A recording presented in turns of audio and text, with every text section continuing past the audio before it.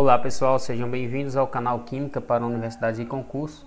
Eu sou o Aldimar, professor de Química, e nesse vídeo resolverei questão da prova de acesso ao mestrado em Química da UFC para a turma 2019.1.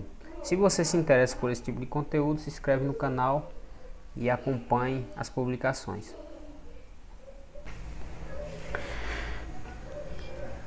A quinta questão trata de tampão. Então não deixa de ser uma questão de equilíbrio, com aplicação analítica. Ela diz o seguinte: diz que para uma solução tampão preparada com ácido acético 0,1 molar e acetato de sódio também 0,1 molar, calcule em A o pH desta solução, em B o pH da solução quando se adiciona 1 ml de hidróxido de sódio 5 molar a 1 litro desta solução. E o dado fornecido é o pKa igual a 4,76. Esse pKa é o pKa do ácido acético. Então, nesse caso, a gente tem um tampão ácido, porque é preparado por um ácido fraco, que é o ácido acético, em equilíbrio com sua base conjugada, que é o íon acetato, que será fornecido pela dissociação iônica do acetato de sódio. Tá?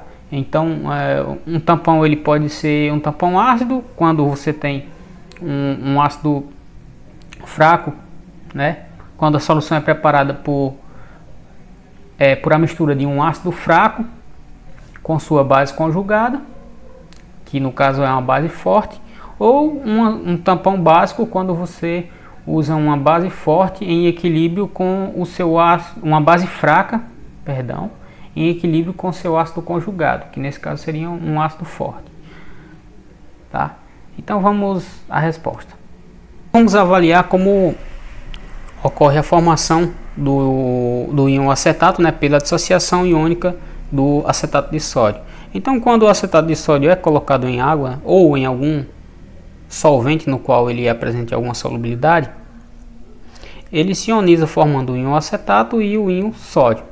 E esse íon acetato é o que vai funcionar como a base conjugada do ácido acético e, portanto, será responsável por certo efeito de tamponamento. Então, nesse tampão, nós temos o íon acetato em equilíbrio com o seu ácido conjugado, que é o ácido acético. E como funciona o efeito de tamponamento? Bem, e o que é um tampão? Um tampão é uma solução que resiste a modificações drásticas, a mudanças drásticas de pH, pela adição de ácido ou de base, certo? Então, pela adição de ácido a um tampão como esse, formado de acetato de sódio e ácido acético, se ácido for adicionado, o íon acetato, que é uma base forte, a base conjugada do ácido acético, reagirá com o ácido acrescentado e o neutralizará. Ou seja, o íon acetato vai roubar os prótons dos íons hidrônios da solução ácida e deslocará o equilíbrio para a formação de moléculas mais estáveis de ácido acético e água. Ou seja, basicamente ocorre uma reação ácido-base, uma reação de neutralização. Por outro lado, se base for acrescentada a essa solução tampão, essa base forte, no caso os íons hidróxidos, reagirão com o ácido acético e ocorrerá também uma reação de neutralização, ou seja, os prótons do ácido acético serão capturados por esses íons hidróxidos e eles serão neutralizados. Então o equilíbrio se deslocará para a formação do íon acetato e água. E a ação básica dessa solução básica acrescentada será neutralizada. Então vamos à resposta. A questão pede para calcular o pH desse tampão em duas situações, né? Em uma situação em que nada de solução ácida ou básica foi acrescentada, e em uma segunda situação em que uma solução básica foi acrescentada a esse tampão.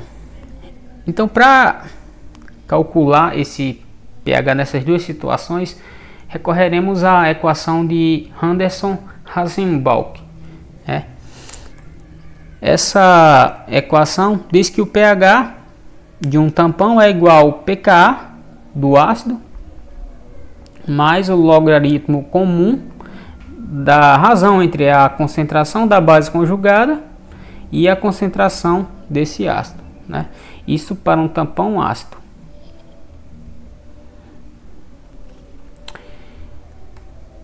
Então vamos responder a letra A. A letra A quer saber qual o pH desse tampão, né?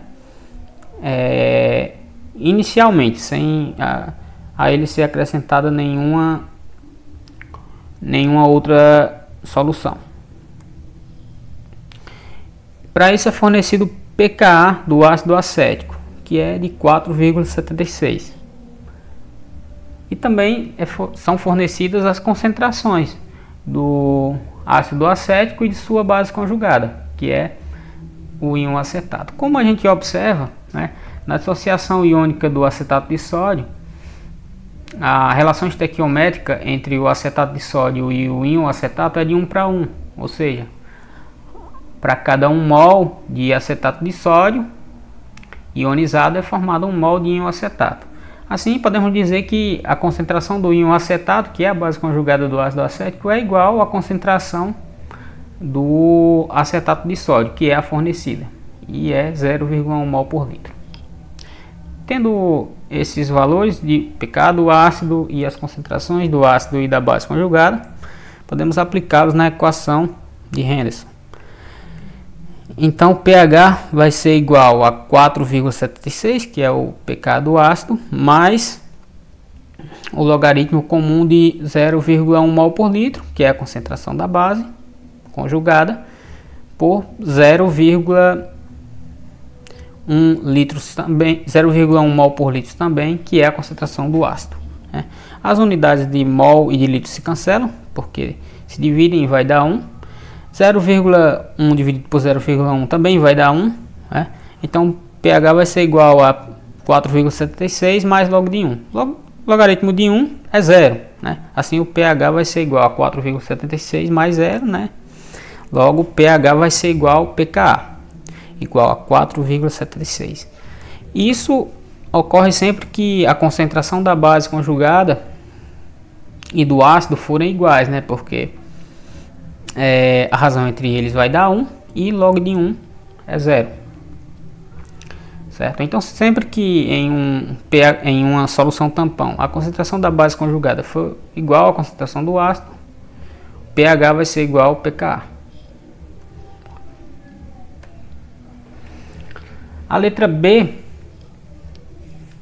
pede o pH desse tampão após a adição de 1 ml de solução 5 mol por litro, 5 molar, de hidróxido de sódio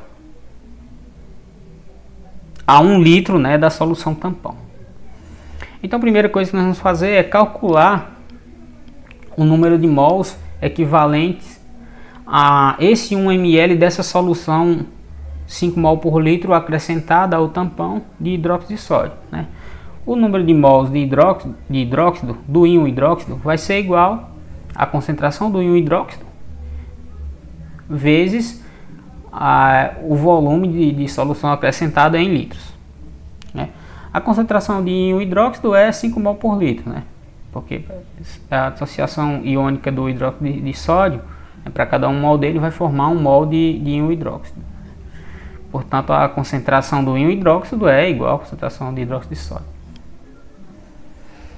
Assim, o número de mols de hidróxido vai ser igual a 5 mol por litro vezes 0,001 litros, que é equivalente a 1 ml de solução. Fazendo essa multiplicação, as unidades de litro se cancelam e, portanto, o número de mols acrescentado a esse 1 litro de solução tampão é 0,005 mols. Como esse 0,005 mol de hidróxido foi acrescentado a 1 litro de solução, então o número de mols de um hidróxido vai ser igual a 0,05 mols. Como essa quantidade em mols de íon hidróxido foi acrescentada a 1 litro de solução, a concentração relacionada a ela, a esse íon hidróxido, vai ser igual a esse valor dividido por 1 litro. Como qualquer coisa dividido por 1 é ela mesma, a concentração de íon hidróxido no tampão vai ser igual a 0,005 mol por litro.